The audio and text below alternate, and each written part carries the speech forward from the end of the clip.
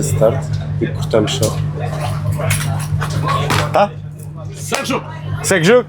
Sejam todos muito bem-vindos a mais um episódio do videocast Falso Plano, em parceria com a Volta a Portugal, com a Federação Portuguesa de Ciclismo, a quem nós muito agradecemos, e sobretudo à Anicolor, a empresa de alumínios que patrociona este muito nobre podcast. Estamos aqui em Sintra, Queluz, mais especificamente, ao pé do Palácio, para o rescaldo da primeira etapa da volta. Eles fazem esta coisa para confundir a malta, que o prólogo não conta bem e depois o segundo dia é o primeiro, e a mim isto atrofia-me a cabeça. Não sei como é que é em relação a vocês, mas a mim troca-me as voltas, um bocadinho como aconteceu no final da etapa 2, mas já lá vamos. O meu nome é Henrique Augusto, sou o estimado moderador deste podcast. Hoje tenho comigo a mesma grupeta de ontem. Não temos só o Pratas a fazer uma realização inacreditável como a de ontem. Nunca mais teremos nada daquele nível. É o One Hit Wonder. Acontece uma vez, nunca mais vamos ver, mas foi bom e fica na nossa memória e no YouTube da Volta a Portugal. Nuno Silva, Fábio Babau, André Dias. Vou exatamente começar contigo e, à semelhança do que fizemos ontem, começar um bocadinho com a história daquilo que foi o início do dia do Falso Plano, trazendo-nos até aqui a Queluz, mas tudo começou na Lourinhã. Exatamente, eu e o Nuno Silva fomos até à Lourinhã da parte da manhã, tentar perceber também como é que as coisas estavam, tentar entrevistar alguns atletas, e aquilo que sentimos foi um pelotão bastante mais aliviado. Deu a sensação que ontem, prólogo em Lisboa, o prólogo só de si é uma dinâmica um bocado mais caótica, porque aquilo acontece faseadamente, e basicamente hoje notamos, com quem falámos pelo menos, estavam todos muito tranquilos, principalmente os sprinters que hoje poderiam ter uma palavra a dizer, exemplo Santiago Mesa ou Linares, estavam todos muito afáveis, digamos assim, muito tranquilos, e no geral sentimos que foi um conteúdo porreiro que se criou ali, e dar também aqui uma nota principalmente à Juliana da Tafer e à Sofia da Anicolor, que foram pessoas também que nos possibilitaram entrevistar os seus atletas de uma maneira muito mais simples e sem causar grande impacto para os ciclistas, que isso é que era o mais importante, e no final acho que conseguimos criar ali uma boa dinâmica. O Bau anda na volta a fazer amigos na caravana. Passando agora ao Silva, nós tentámos hoje, posso dizer, ousámos tentar acertar no vencedor da etapa. Se calhar subestimámos um bocadinho a dureza final, ou achas que foi mesmo responsabilidade do Francisco que nos trocou as voltas? Acho que foi, acima de tudo, muito mérito do Francisco Campos, porque a verdade é que o Francisco aproveitou um ataque de Axel van der Tuuk, que foi também um dos ciclistas que nós entrevistámos, um ciclista Euskadi, que tem um irmão que é polaco, mas ele é holandês, apesar de terem nascido os dois na Holanda. Enfim, acho que um ainda tem esperanças de ir aos mundiais, aos europeus, com a camisa, pela Holanda. Já o outro já percebeu que com a Polónia é mais fácil. Deixa-me só dar nota que há coisas que não são possíveis de ignorar. Se o nosso estendal nos cair em cima, olhem, malta, é capaz de dar um momento viral do nosso podcast. E se for estes painéis lindos da Anicolor a caírem em cima, tanto melhor. Pelo menos ficamos, e devem ser meio aquele aconchego que o alumínio nos traz. É isso, pelo menos que seja a Anicolor, pelo menos que seja. Exatamente. Tu já estavas a passar um bocadinho para o fim da etapa, mas ainda temos um caminho até lá chegar. Depois entrevistámos alguns dos favoritos hoje, ou seja, Rui Oliveira, Santiago Mesa, Linhares, mesmo os Van der Tuuk. Nós já sabíamos que neste cenário de leite até que podiam ser favoritos. Saíste da ronda matinal com algum favorito na mente? É assim, acima de tudo, nós falámos com Mesa, falámos com Linares, todos eles estavam motivados, claro, para o sprint, mas todos eles também sabiam que existia uma certa dificuldade. Talvez o ciclista que me parecesse mais motivado fosse mesmo o Rui Oliveira, que nós também falámos com ele, e de facto o Rui estava mesmo com vontade, como dizem os espanhóis, com ganas de ganhar. Acabou por não ser o Rui, acabou por ser o Francisco Campos, mas eu diria que foram todos muito afáveis. Também destacar das entrevistas o Francisco Moraes, o ciclista que era aqui mais da zona da Tafer, um ciclista também ele muito afável, muito simpático, e que certamente vamos ver muitas vezes em fugas aqui na Volta a Portugal. Desta vez acabou por correr em casa e mostrou mais uma vez a tradicional simpatia do nosso pelotão nacional. Entre estes nomes, às vezes um bocadinho menos cotados, acabou por se formar a fuga do dia. É normal no ciclismo quando a tendência da etapa é terminar ao sprint ou que as decisões fiquem para o fim, que a fuga acaba por ser um bocadinho, às vezes até para mostrar a camisola. Como é que foi essa dinâmica inicial? Diz-nos o que podes, até porque nessa altura não há transmissão da etapa ainda, por isso nem sempre é fácil ter muitos detalhes. Tivemos uma fuga que tinha um elemento bastante interessante, que era o Iker Bonilho, porque o Bonilho é um sprinter, eu até o dei como um potencial candidato a ganhar a etapa, mas cedo percebeu que era se calhar demasiado duro demais para ele, e ele acabou por ir para a fuga e depois até ganhou o prémio da combatividade. Mas não só, tínhamos também Deixa-me só dar uma nota, que já é a segunda ou terceira vez neste conjunto de episódios que tu dizes eu até o dei como vencedor ou eu até o dei. Pá, expliquem o contexto disto, porque pode haver gente nova que chegou agora a voltar a Portugal e que não sabe do que é que se trata. Tens o teu minuto de publicidade à tua página. Eu tenho uma página quer no Instagram, quer no X, no Twitter. No Twitter é chamado... Onde avisa de vez para quem vai ganhar. Onde avisa de véspera mais ou menos quem poderá ganhar. No X chama-se Cycling Predictors e no Instagram chama-se The Cycling Predictors, para ser um bocadinho diferente só. Um bocadinho não confundam, malta, não confundam. Mas o conteúdo é o mesmo, apesar de no X ser um bocadinho mais detalhado. Ok. Mas... Sim. Exato. Sabes quantos seguidores ele tem? Aquilo é sempre a render já. Alguns. Eu tenho alguns, tenho 11 mil só. Não é muito. Posso aproveitar também para fazer as minhas, pá? As coisas tenho. Então não tem, deixa o Dias partilhar os seus momentos. Tenho, procurem Zack Marriage Fan Club no Twitter. Vai aparecer também e vou agora criar o Garcia Perna, Amantes de Garcia Perna, que é a minha nova página para Carlos Garcia Perna. Imagina, que se voltou a fazer uma grande 11 mil classificação. páginas dessas que só tu é que segues, ficas com os mesmos seguidores. Exatamente. É um projeto. Eu estou a criar toda uma narrativa, é toda uma sociedade paralela virtual. Estávamos a conversar em torno daquilo que tinha sido a fuga do dia. Tu destacaste Iker Bonilho, da Boa Vista, acaba até por ser eleito o combativo da jornada. Exato. E já agora destacar também o Diogo Pinto, porque já que estávamos a falar da minha página, ele segue a minha página, portanto também tenho que destacar o Diogo Pinto da LA. Portanto, ciclista que também foi um dos escapados, e também o Andrei Braghini, ciclista da Oliveirense, que foi o último a ser apanhado, e acho que está... Deixa-me destacar aí que é um jovem, 20 anos apenas, 20 anos, brasileiro, mas a correr em Portugal, ou seja, eu até tive a sensação quando olhei a primeira vez, tenho que confessar, não conhecia o ciclista, olhei a primeira vez até achei que fosse da equipa brasileira, porque estão cá bastante, claro. Mas acaba por não ser, e foi o último a ser apanhado, já nos últimos 25 km, acaba por fazer um bom trabalho também e dar boa conta de si. Sem dúvida, é um ciclista combativo que o vamos ver mais vezes, certamente. Passando agora para o Dias, como estávamos a falar, este início até aos últimos 30, 40 km não era particularmente uma etapa, não foi uma etapa com muitas histórias para contar, além das belas paisagens nacionais que marcam sempre a volta a Portugal. Ali nos últimos 25 km, fuga apanhada e começa a conversa a sério quando entramos na Serra de Sintra, na subida a Sintra. Até à boa e velha moda do Lourinhão, onde a prova começou, a dada altura pensou-se que era uma etapa que podia virar um fóssil muito rapidamente também, não? Uma etapa em que a fuga é apanhada e de repente acabou-se a conversa aqui e vamos para o sprint e ficamos ali a fazer aquele tempo de sprint. A verdade é que não, foi uma etapa que acabou por ser sempre muito ritmo metido. A Aviludo meteu muito ritmo, eu não sei se algum ciclista da Aviludo ou até alguma galinha da Aviludo segue a página do Cycling Predictors ou não, mas o que eu sei é que eles de facto puxaram bastante nesta subida. Sim, sabendo que não tinham nenhum dos favoritos num pelotão compacto, acabaram por tentar tornar a corrida um bocadinho diferente. Sim, e na verdade, para mim foi muito interessante porque eu quase que tive razão. Quase que isto ia dar uma fuga, um late attack naquela subida de Sintra, acabou por não dar. Eu continuo a achar que tenho ali meio ponto, não é? Porque isto na verdade não foi uma chegada ao sprint. Tu tens muitos pontos para compensar, porque o teu primeiro take desta volta a Portugal foi o pódio do Pierna. Isso não está fácil. Todas as meias oportunidades que tivermos para te dar pontos de volta nesta competição dos hot takes, que a pontuação oficial está disponível em pontuação oficial dos hot takes do Falso Plano. É mais uma página que eu vou criar. É mais uma página que tu vais criar.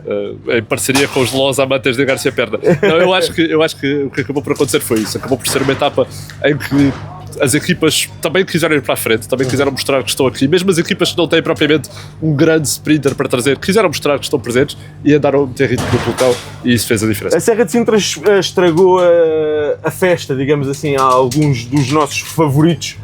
Santiago Mesa, Linhares passou dificuldades logo na fase inicial do que falámos com eles e da sensação, o plano da equipa era para eles e acabou por não ser bem sucedido. Achas que isso é culpa da Aviludo? Se calhar foi desprezada um bocadinho a dificuldade da subida? Parece-me evidente que o plano era hoje das equipas com os grandes sprinters da prova, seja a Aviludo, seja pronto, enfim, seja a Aricolor, sejam outras equipas que traziam esses sprinters, o plano saiu furado. Saiu furado para os sprinters. A NSN também, que tinha Itamar Horn, também puxou bastante na frente. A verdade é que não o vimos. Não sabemos onde é que não o vimos, não sabemos onde chegou. E portanto acaba por ser aqui uma situação um bocadinho estranha na corrida e que acabou por beneficiar equipas que traziam.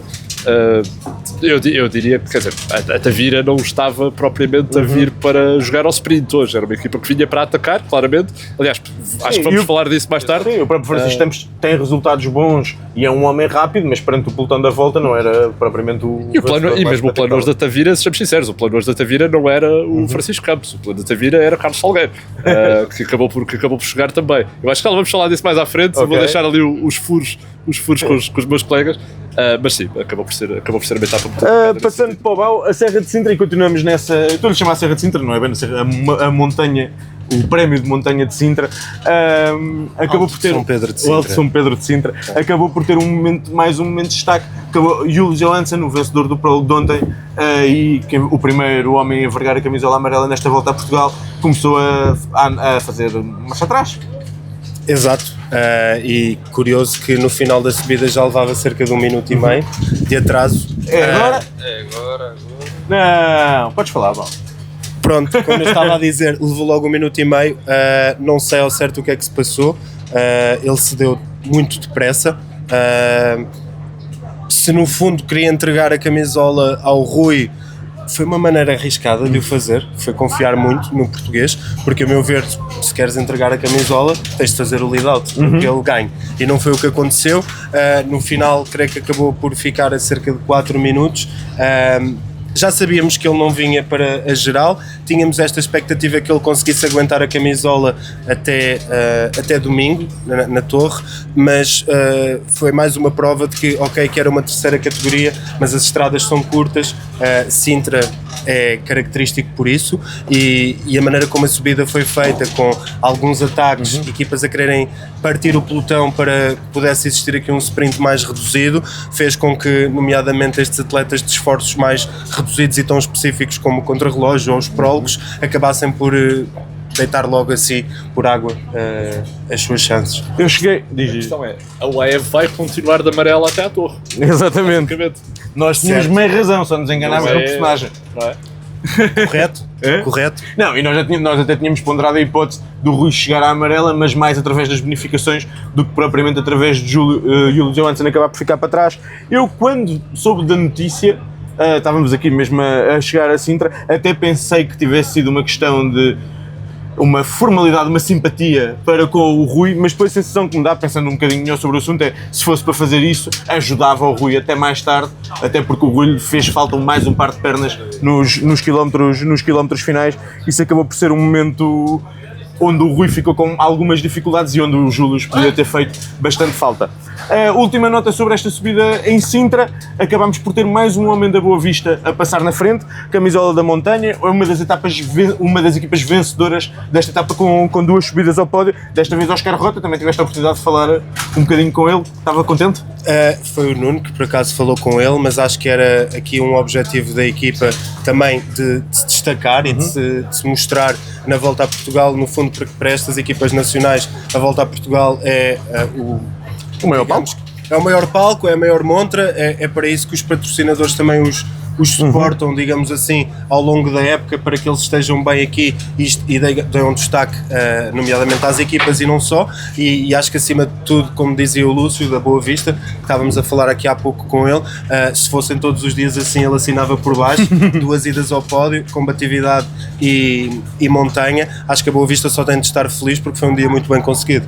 Mesmo depois de Sintra havia ali mais 1 ou 2 momentos algo acidentados, até uns 7-8 km num falso plano. Hoje vinha a discutir com o Dias disto não se pode dizer que é falso plano quando é descer. É isso, eu acho que há aqui 2 escolas de pensamento. Para mim, um falso plano a descer é um falso plano invertido. Ok. Porque para mim, sempre que eu penso num falso plano a subir. Aliás, como o nosso projeto, sempre a subir. E depois, se eu começo a pensar nos falsos planos como a descer, também é um mau pronúncio para nós. Portanto, há duas formas de o chamar, duas nomenclaturas. Eu sou de letras, eu sou certificado para dizer isto. É um falso plano Ok, ou um falso plano invertido. ok. É a Ou um forma plano que- falso. Ou um plano falso. Também pode ser? Também pode ser um Sabes. plano falso. E não sou de letras. Deixa-me só dar uma nota também, muito rápida.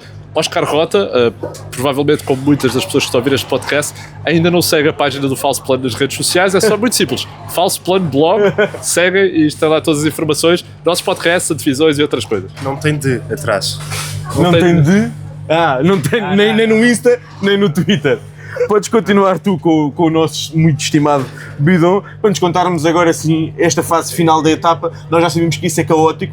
Há bocadinho estávamos a falar daquilo que foi a subida, não foi só o Júlio que ficou para trás, ou seja, num pelotão de 119 ciclistas, se eu não estou em erro, ou 117 na volta a Portugal, apenas 48 ciclistas chegaram no grupo principal à meta, ou seja, houve um corte bastante grande. Normalmente quando há um corte bastante grande, o que é que isso faz? Menos gente para trabalhar, mais caos, mais possibilidades para ataques na fase final, e acabou por ser isso que aconteceu.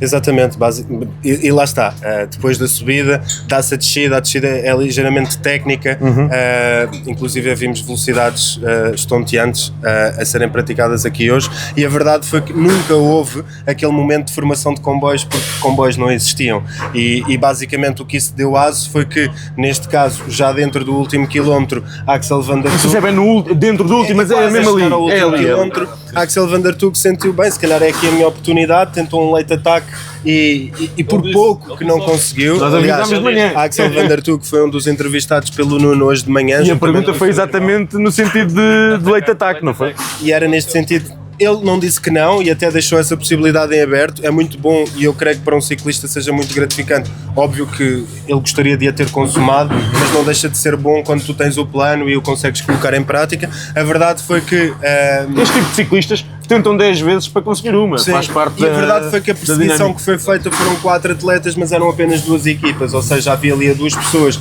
para fazer a perseguição, 2 da Burgos e 2 da Tavira. 3 da Tavira. Inicialmente são 3 da Tavira. Ok. Eu não sei quem é o terceiro membro, peço já desculpa. Quando eles já entram aqui no final aquilo que nós vimos foi um bocado uma inversão de papel, não estávamos à espera que fosse o Francisco a vencer a etapa, achávamos que pudesse ser para Salgueiro, nomeadamente também porque corre aqui em casa, mas a verdade foi Salgueiro a lançar o Francisco e o Francisco respondeu com nota 10, a meu ver, e lançou só o sprint e não deu hipótese ao homem da Burgos. Não, e acaba por fazer um sprint, tanto o lançamento, eu não sei quem é o terceiro homem da Tavira, mas é uma leitura muito bem feita. Provavelmente tenha sido o Diogo Barbosa.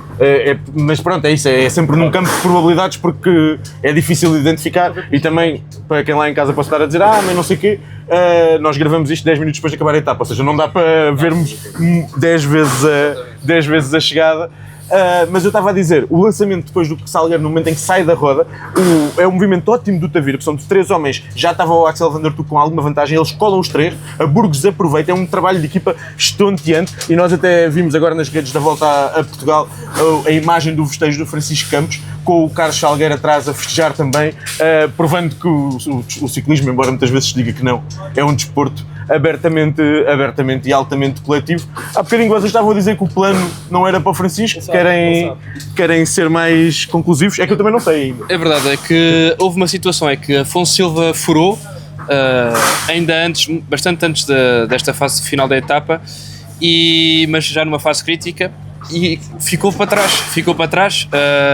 A informação que nós temos é que perdeu cerca de 45 segundos, no entanto na internet os sites que acompanham a prova está a quase 8 minutos, eu não sei bem, não sei se é verdade se não, mas sei que perdeu tempo e que a ideia era que de Carlos Salgueiro inicial era de atacar de longe, só que não o fez porque tinha o colega Afonso para trás, portanto não... Que era o objetivo a nível da geral A nível para a da equipa. geral, naturalmente não iam mexer na etapa, portanto acabaram por aproveitar o embalo do ataque da Axel Van der Tuuk e também, no fundo, o motivo, porque tinham um motivo para perseguir, porque tinham um ciclista bastante perigoso, muito perto de vencer, e conseguiram aproveitar essa situação para triunfarem muito bem com Francisco Campos, que bate também o Daniel Cávia, que é um ciclista muito experiente, um excelente sprinter, que já deu muitos bons resultados na Ásia, nomeadamente em Hainan, mas Vidal Fitas, curiosamente, não estava assim muito super satisfeito com o resultado, apesar de ter vencido, mas o Afonso Silva, que é o homem da geral, acabou por perder algum tempo. O desporto é agridoce e a volta é uma montanha russa. Só para complementar a tua informação, entretanto estava a confirmar mais uma vez e já foi atualizado 1 minuto e 12 Era isso de que eu ia dizer, perda sim. de Já Afonso chegámos agora. Silva. Eu realmente sou um moderador altamente competente. Ele descreveu o último quilómetro, Hã? ele já conseguiu desbloquear o telefone do Silva sozinho. E não sei o que é que estamos aqui a fazer. Não. Agora queria passar para a parte a seguir, a que sabíamos que ia ser um sprint sem todos os sprinters, mas também sabíamos que o Rui Oliveira era um dos favoritos para hoje, exatamente porque nós sabemos que entre os homens rápidos é um dos que tem mais facilidade a passar dificuldades, acaba por liderar o pelotão, porque isto acaba por ser um late attack que chega com 2, 3 segundos de vantagem. Carlos Salgueiro ainda fecha terceiro e em quarto a liderar o pelotão vem o Rui Oliveira. Ontem foi por causa de um colega de equipa, hoje foi por causa de uma fuga no último quilómetro. Realmente há aqui uma malapata com o português.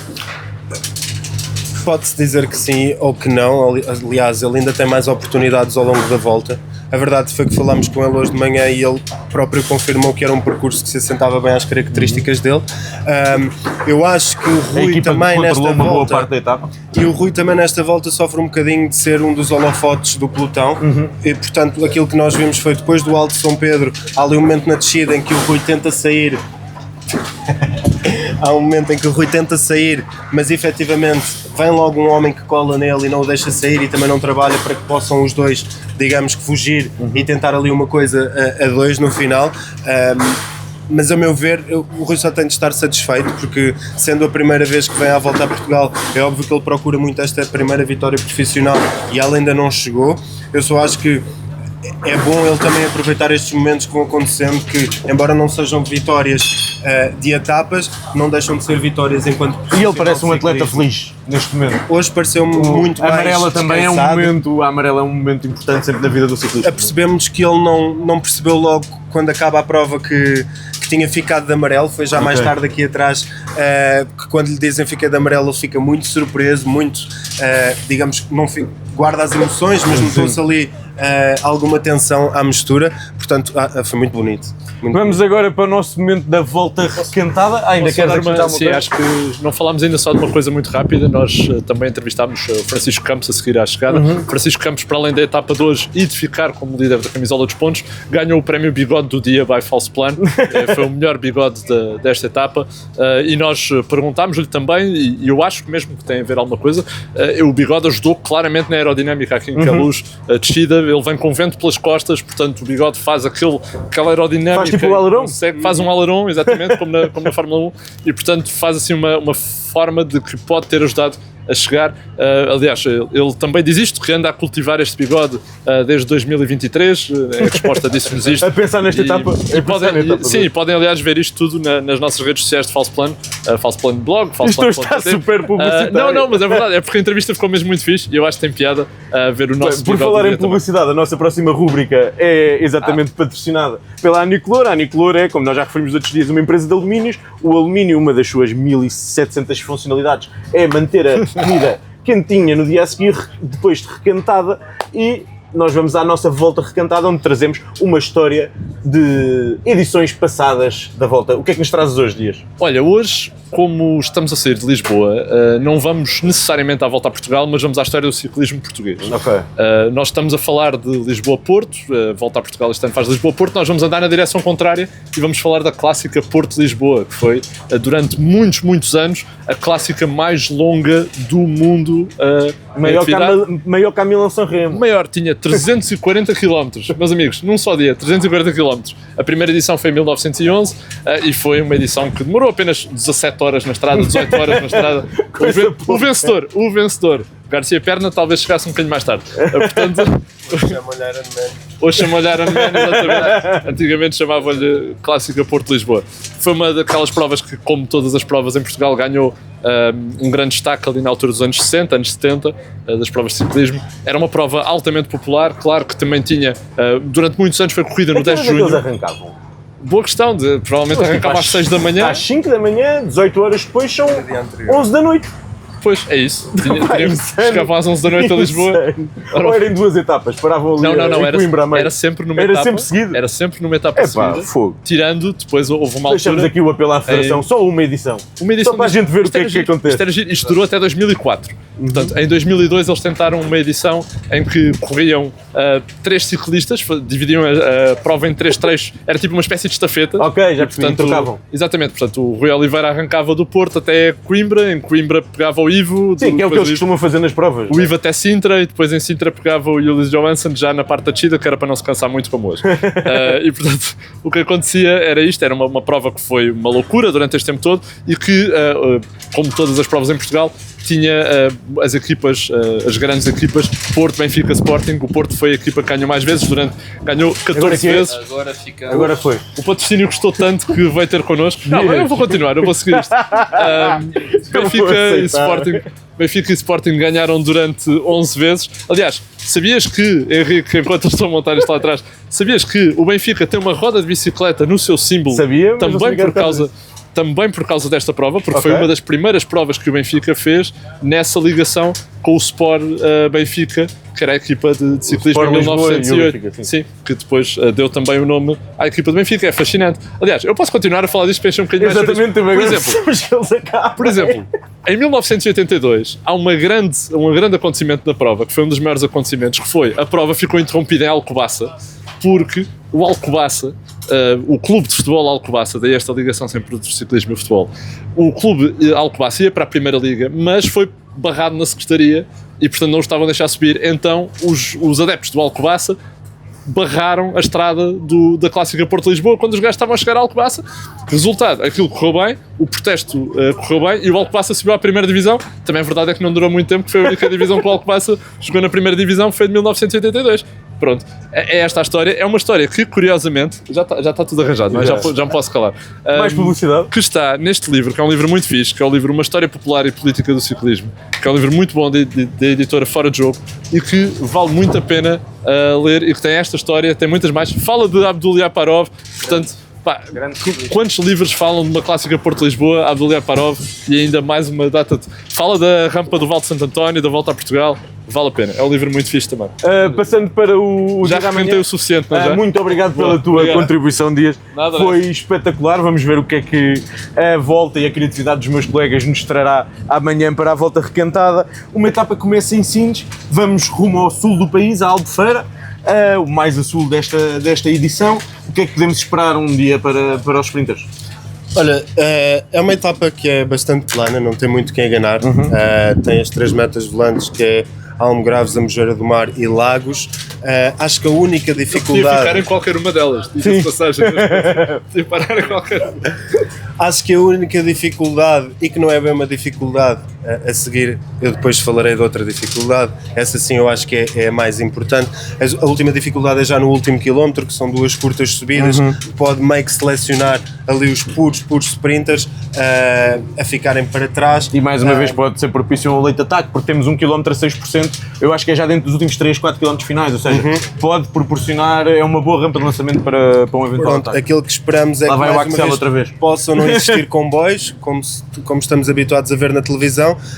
Eu acho que acima de tudo a maior dificuldade no dia, uma vez que vamos estar na costa litoral, vai ser sobretudo o calor, porque a volta vai arrancar por volta da 1 da tarde, e da 1 até às 5 da tarde a fazer a costa litoral toda, costa vicentina praticamente. E atenção também ao vento, que não sei se têm dado conta, mas anda aí a prejudicar alguns projetos. Não sei se vocês já... Alguns comboios estão a sair prejudicados. Dias, antes de fecharmos este episódio, nós já fizemos ontem um bocadinho os favoritos, hoje é mais ou menos na mesma linha, eu diria que sim, mas quero ouvir a tua opinião. Olha, eu acho que sim, eu por acaso não considero aquela chegada final um grande problema. Acho que vai ser talvez uma boa hipótese para as equipas montarem melhor os seus comboios. As equipas mais fortes. Sobretudo as equipas mais fortes. Acho que a UAE vai conseguir puxar ali bem com o seu comboio. Acho que a NSN vai aproveitar isto para puxar. É a NSN que puxou bastante hoje e fez um grande trabalho hoje na frente. Depois a vida aconteceu, mas fez um grande trabalho na frente e a Anicolor vai ter de lá estar. Desta vez a Anicolor vai ter que ter um comboio para lá estar. A gente sabe que a Anicolor vem para a geral e Santiago Mesa vai ser aquele sprinter que anda ali um bocadinho mais nas rodas, atrás, não sei o quê, mas a Anicolor vai ter que montar aqui algum comboio se quer ganhar alguma coisa com o Mesa, e condições para isso não nos faltam. A mesma coisa com o Leangel de Linares, que a equipa de Linares vai ter de trabalhar. O meu hot take para amanhã é que o Rui ganha, mas ganha a solo. Ataca no fim daquela subida, não gostou da posição em que ficou hoje, em que viu os atacantes irem e acaba por ter que hesitar, fica na roda, não podia lançar nos últimos 500 metros. Ele também, quer ele quer o Ivo, já tiveram boas prestações em ataques na altura final e tanto toda a gente a olhar para ele, eu acho que ele pode tentar virar o bico ao prego, como se diz, se bem que acho que vai ter uma marcação cerrada. Silva, além destes tradicionais favoritos que já tínhamos falado ontem e de alguns dos nomes que brilharam hoje, quem é que te parece mais que pode aparecer amanhã para a glória? Assim, são essencialmente estes nomes que nós dissemos. Eu acho que também há que terem atenção a um outro sprinter também um pouco mais puro, por assim dizer. Por exemplo, o próprio... Mesmo dentro da TAFER, caso o Linares por alguma razão fique para trás, podemos ter um João Matias que pode ter uma boa oportunidade. O próprio César Martins Gil também às vezes consegue passar uma outra dificuldade. Sim, pois mesmo aqui outros nomes de outras equipas, como o Davi Ludo com o Tomás Conte, para leite ataque. A Avancini hoje faz top 10, também prova que além da GC, como tínhamos falado, está aqui e está com alguma ambição. E o João Martins, acho que o João Martins também é um nome que hoje não ouvimos a sprintar, mas acho que é um ciclista bastante interessante e que tem potencial para fazer um bom resultado amanhã. O próprio Bonilho, acho que desta vez até o próprio Raul, o próprio Oscar Rota disse-nos que amanhã iam apostar mais do Bonilho. Ele é um bom sprinter e acho que vai-se poupar mais e vai ficar no pelotão para poder sprintar. Então, para fecharmos o episódio de hoje, a tua aposta para vencer amanhã? Então, vencer amanhã. Eu vou apostar em Rui Oliveira. Opa, fogo. Eu ia apostar no Rui, mas eu vou apostar no Rui todos os dias até à torre. Rui, estás a olhar para mim? Espero que estejas, espero que vejas este podcast diariamente, como é natural. Já estamos há muitos anos à espera, tu também.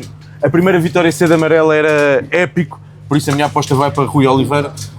Eu, por uma questão de gestão de investimento e patrocínios, vou escolher Santiago Meza, da nossa Anicolor. Deixa-me dizer que a nível, mesmo dentro da Anicolor, se Santiago Meza voltar a sentir dificuldades, este tipo de perfil, punch e permite leite ataques, também o próprio Rafael Reis pode tentar.